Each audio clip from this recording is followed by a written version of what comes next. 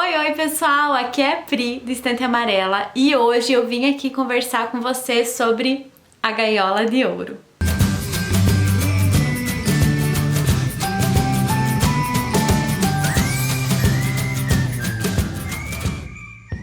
Gente, eu comprei esse livro, eu vi muita gente falando sobre ele, mas eu nunca tinha ouvido sequer falar dessa escritora. E como fazia tempo que eu não li um thriller, um suspense, eu pensei, tá aí uma boa pedida.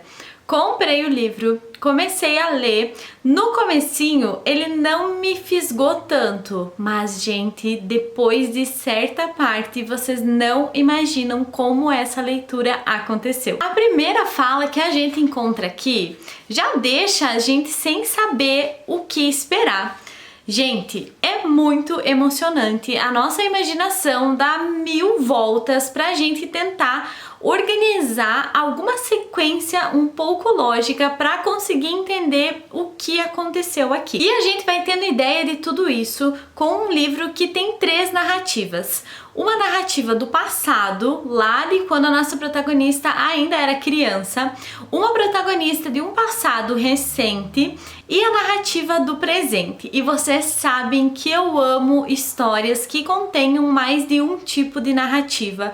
Elas me envolvem muito e eu considero as histórias muito mais interessantes quando elas são divididas assim, em diferentes narrativas, em diferentes pontos de vista e também em diferentes tempos dessa história. Durante a leitura do livro, no passado, a gente vai conhecer então a história da nossa protagonista, a Faye, num momento da infância, e a gente já vê como tudo isso é muito carregado de sentimentos bem pesados. Ela não teve uma infância tranquila, em um lar seguro, o pai dela era agressivo. É bem difícil ler e imaginar uma criança passando por tudo que ela passa aqui. Passa um tempo então, a gente encontra essa protagonista saindo dessa cidadezinha e indo para a faculdade, muito envolvida em várias coisas, muitíssimo inteligente, perspicaz, e assim, a gente vê essa Faye cheia de ideias, cheia de boa vontade de fazer as coisas, e é aquela pessoa que quando coloca na cabeça que vai fazer uma coisa,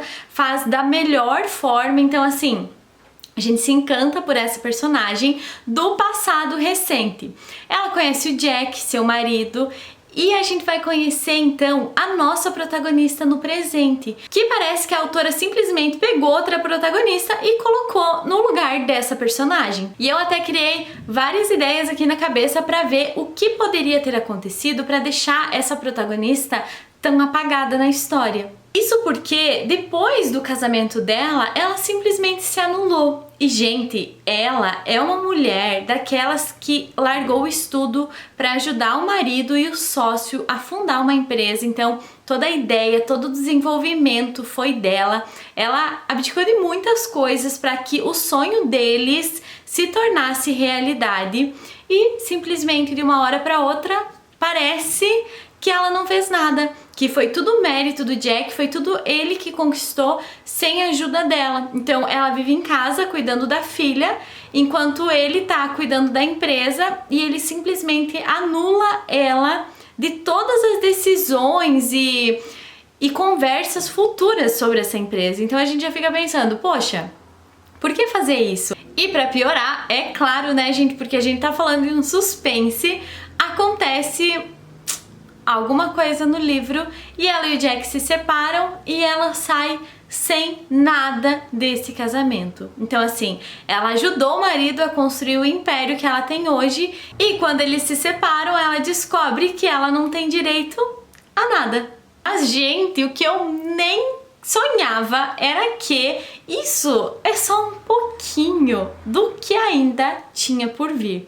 Gente, agora sim a história começa e a Faye então vai criar todo um plano super arquitetado para vingança. E aí a gente olha para ela e pensa, que egoísta, meu, ela não vai fazer isso, e aquele nosso senso crítico não deixa a gente torcer 100% por ela, mas lá no fundinho a gente quer que ela sim consiga fazer com que esse plano dê certo e que ela conquiste o que ela quer conquistar, que ela chegue lá no objetivo final desse plano, mesmo que ela use de métodos que eu não concordei, que era bem difícil pra eu ler assim e saber que essa protagonista estava fazendo isso, mas a gente torcia por ela para que ela conseguisse chegar aonde ela queria.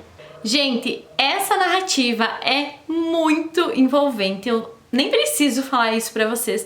No começo, na verdade, eu acho que eu tava em uma ressaca literária, porque eu tinha saído da maratona de inverno, então eu tinha lido muito. E quando eu peguei esse livro assim, ó, cheia de expectativas, eu tava um pouco cansada, então o começo da leitura demorou um pouco.